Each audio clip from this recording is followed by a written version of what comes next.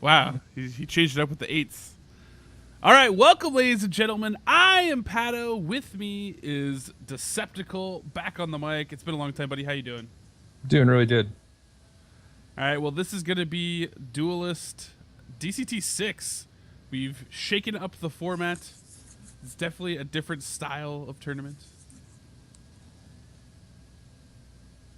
Yeah, this should be really fun. Hoping to see a lot of variety and interested to see how people counterpick one another with their common and basic cards and what people have crafted. Yeah, so to fill everybody in, this is going to be Lyonar versus Pandalovin. We have the Vitruvian versus Lyonar. Every player can only use basic and common cards, so all of the fear of the legendaries or epics or whatever else power cards are going to come out, everybody's basically stripped down to the basic tools, and that's what they have to play with here. So it's going to be a very interesting tournament. There's a high amount of Lyonar and Magmar players in this tournament. Interested to see what everybody else decides to start going with here. I wonder if anyone's going to Divine Bond a Whistling Blade. That would be exciting. Yeah, this is just straight Vitruvian aggro rush time here. Saberspine Tiger into the Silverguard Knight. It's going to clear it off the board as fast as possible. And it looks like he just has like efficient dudes. Wow, he didn't Primus anyone. He went for the steal there. Yeah, I think he was more concerned taking away that mana than not. It looked like Pandalovin tried to use like a opening tactic to bring his opponent in. Unfortunately, he didn't expect that he'd be able to have the Saberspine Tiger to remove the Silverguard Knight. So now he's in a little bit more trouble where he, kind of like called his bluff and was like, yeah, I'll come to you. See a Scarab and a Thorn Needler. Oh. Saberspine of his own. Definitely doesn't want the Mantis on the board, which is understandable. The Frenzy is pretty devastating, especially in this format. Unless you have really big, efficient dudes. I always liked how the attack animation on the Mantis accounts for whatever size the target is. He aims low and high at the same time. Whatever's in front of me, this attack will hit it.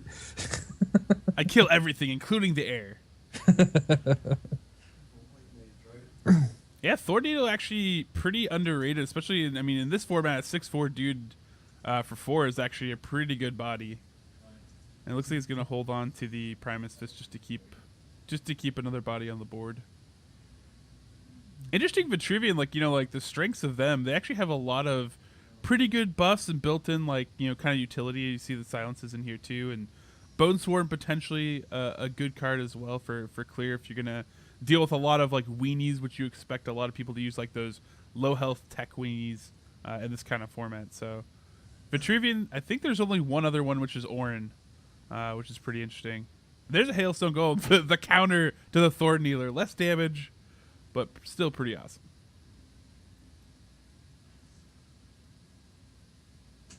He's probably deciding now how he wants to get rid of that. If Atlanta can keep Pandalovin closed in, Bone Swarm is even nastier if you can't summon a lot of guys off of himself, maximizing its utility and damage utensil.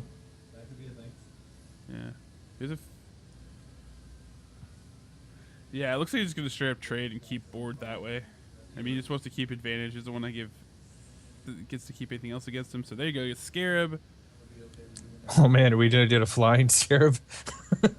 Oh no! The dream. Think about Scarab used to be the kind of go-to end unit for Vitruvian back in the day a little bit. He was kind of a unit that people swore by in the very early stages. So there's some tech right there to get rid of its blast. It's still a 4/7 body, so that's still going to be a problem. But for stats wise, it used to be a 4/5, and then kind of crept up to a 4/7 as other stuff kind of as the cost of a 5 core kind of became more valuable. Oh, I'm fine with that. Yeah, definitely, and it's fun to see these units because sure, when you're heavily cutting down your deck with the most efficient cards, Scarab's still a solid guy, solid body. His effect is really scary. Going for just gonna make him a big fatty and draw a card. Crystal Wisp, not exactly what he was looking for. Not the dream. Oh wow. But what's the word with that change? I mean, doing 2 damage, you get to clear a lot more now for the cost. So pretty good there. Just gonna play the Crystal Wisp anyways. Get another dude out on the board. I think actually Saber Spine Tiger with Astral Phasing is actually pretty good. Oh, In man. all honesty, you have a really big rush unit.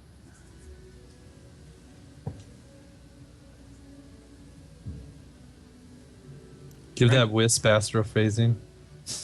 the 1/6. Look out. Pandalovin has a lot of cards in hands. Probably should be able to play something else for 4 cost here. It's just going to be Piercing Mantis. And both Bone Swarms are out, so that's going to at least help there. But yeah, like, Bone Swarm against a Lyonar player is so filthy. Because that Zeal, you want to keep your units in anyways. For sure. It's getting bigger.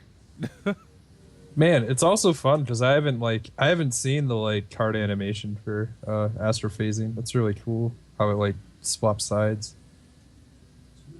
Just the interactivity of our living hand system is always fun to watch.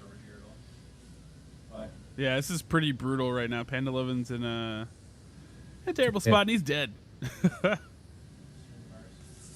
All right, so that's going to be game 1 going to Atlanta again. Probably one of the favorites of this tournament. He won the last tournament. Always been in that top 4 range, so definitely someone to look forward to see how far he makes in this tournament.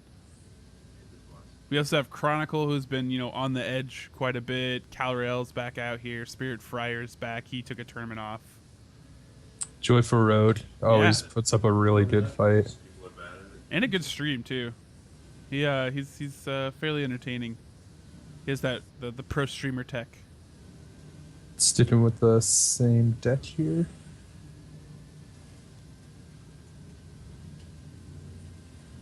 Ooh.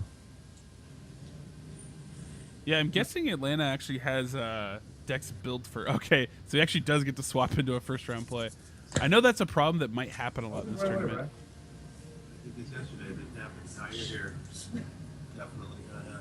Because people are going to want to get to that. Because there's 2 mistakes. You either have too many, like 2 drops, and so you're going to run out of value really quickly. Or you try to, kind of make up for that, and then you kind of hit your 4 curve or whatever, if you will. So that's a really good start. Unfortunately, Bone Swarm's a really good card in this situation. Yeah, definitely. Cow. He's happy to just take the 5 damage. He's like, whatever, man. Got my blast unit. I'm feeling good. Clear again. Another good board clear.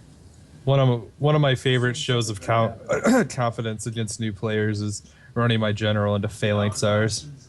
It's like, whatever, I'll take 7. Let's do this. I got this, bro. What do you got? In reality, you only have 1 health. Yeah. Everything else is just another resource. See how that section's marked? Yeah. It does it on a random section. So 2/6 actually is going to be pretty hard to chunk through. It looks like he's going to spend everything to kill it. Again, he's just keeping the board clear, and which is a good strategy in general against Lyonar that have a lot of buffs. I mean, they still have Divine Bond in this format, which is mainly their finisher. So he has the pressure of the Pyromancer, and unless Pandalovin's playing Tempest, I don't know if he can actually get rid of that guy. Maybe he has Sunbloom. Or True Strike or something, or I don't know. Yeah. He could throw a Tiger at it too.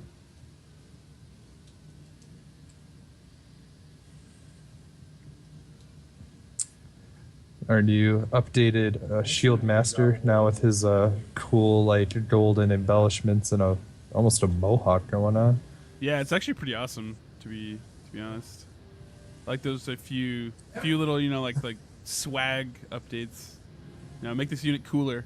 Yeah, he looks like a Centurion, which is really awesome. Him and Primus Fist both have a core blue eye, which is really neat. Like thematically relates them. Yeah, I think it's really cool how like those little details are starting to flesh out, and that you have these characters. A lot of people be like, it's fine. Like it's good, but it's like you guys, counterplay keeps pushing a little bit farther. Keith always is showing up with random stuff here and there. It's just like, hey, boom, gonna be like, check out this little thing, and it's like, oh, nice. Or he'll react. Like I remember one of the first things was a wallpaper where you put in an ice strad, and I was like, is that? I was like, the ice strad feels like really tacked on. I felt like the the message you were having with like the single guy kind of like exploring these environments, or girl, whoever it is, exploring these environments and stuff like that, and like how big they were in comparison was pretty cool. And then here's this ice strad just like, hey, I'm here. And it's like, and he was like, oh yeah, it's a good point. And he like changed it like the same day or whatever. I was like, damn, like these guys actually one, take feedback and act on it, and two, like care about a lot of little details, which is pretty sweet to see. Yeah. Yeah, one of my favorite aspects of working with Keith now is that they take lore really seriously. It's not tacked on by any stretch of the word. And right now, Pandalovin's in a horrible position because he's like, there's all these blast units. I don't have a good way to deal with them. Ooh, he's gonna play Tiger Carry.